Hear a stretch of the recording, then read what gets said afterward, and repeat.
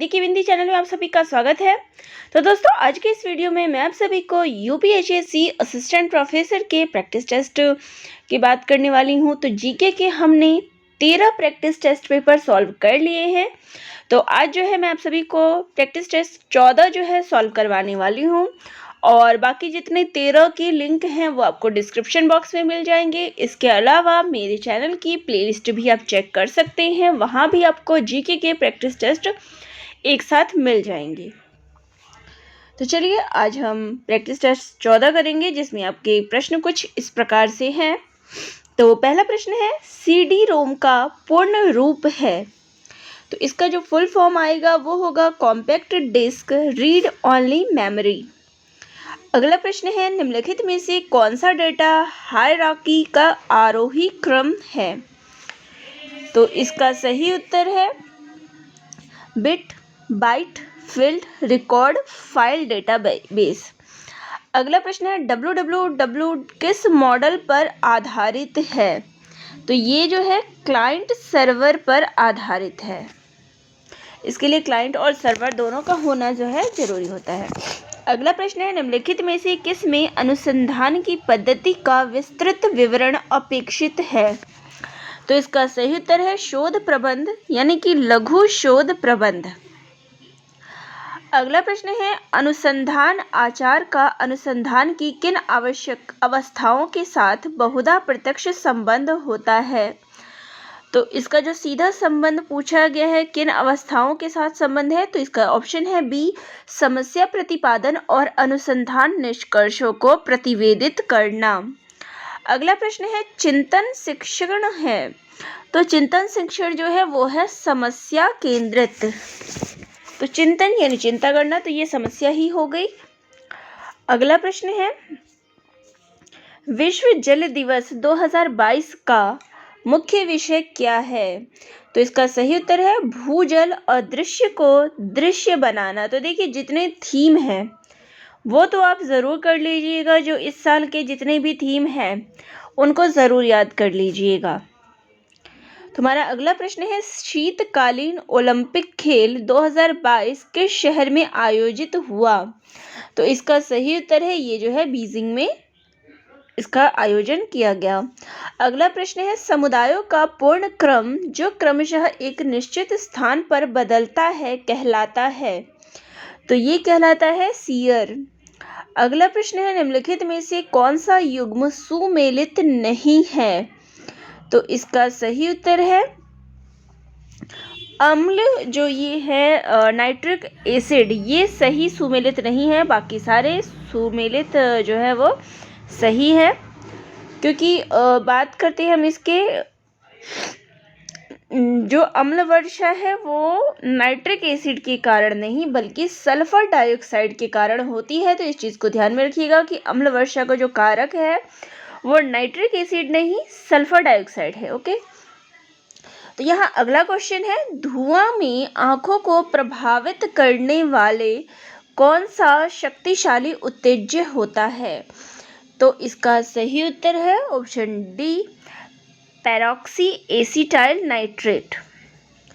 यहाँ पे अगला प्रश्न जो है आपका सुमेलित करने वाला है। तो यहाँ पे इंतन ये राष्ट्रीय उद्यान है और उनको जो है उनके राज्यों से मिलान करना है।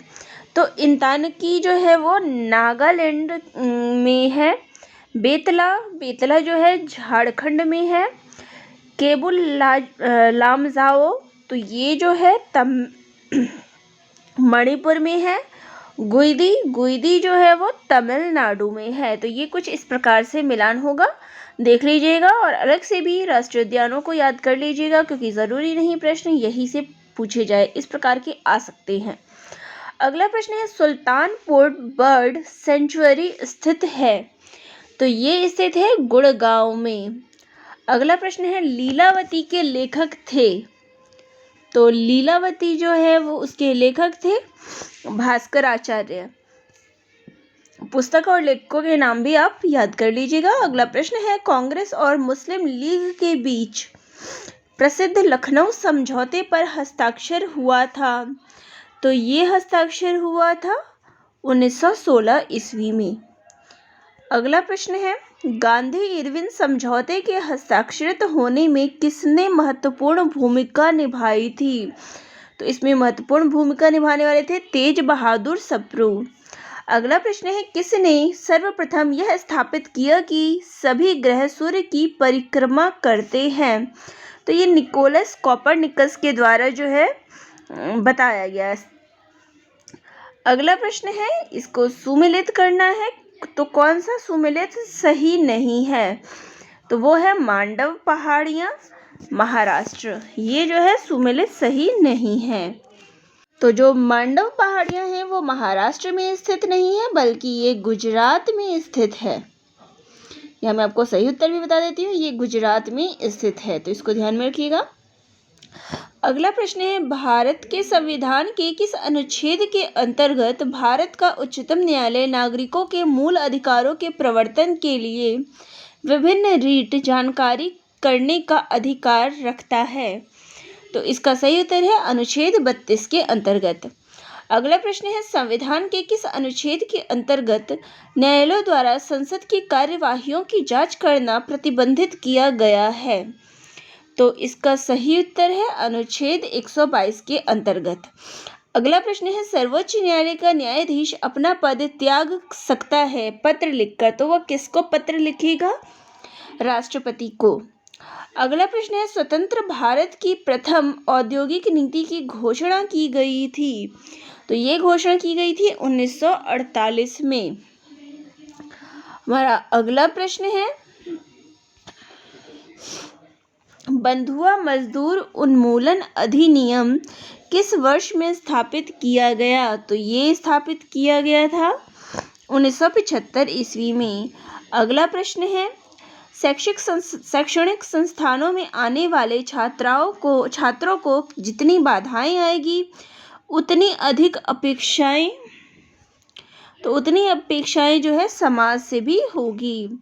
अगला प्रश्न है, निम्नलिखित में से कौन गुणात्मक अनुसंधान की महत्वपूर्ण विशेषता नहीं है? तो सबसे पहले तो बात आती है कि आपको गुणात्मक अनुसंधान की जो विशेषताएं हैं वो पता होनी चाहिए, तभी आप इसको मार्क कर सकते हैं। तो यहाँ जो विशेषता नहीं है वो है मापित सामाजिक तथ्यों के बीच संबंध स्थापित करने का प्रयास करना। अगला प्रश्न है, CPU क्या है? तो ये एक प्रोसेसिंग डिवाइस है। अगला प्रश्न है, निम्नलिखित में से कौन सी ईमेल सुविधाओं का उपयोग एक दूसरे को अपनी पहचान बताए यानी ईमेल आईडी बिना कई प्राप्तकर्ताओं को ईमेल भेजने के लिए किया जाता है? तो इसका सही उत्तर है BCC।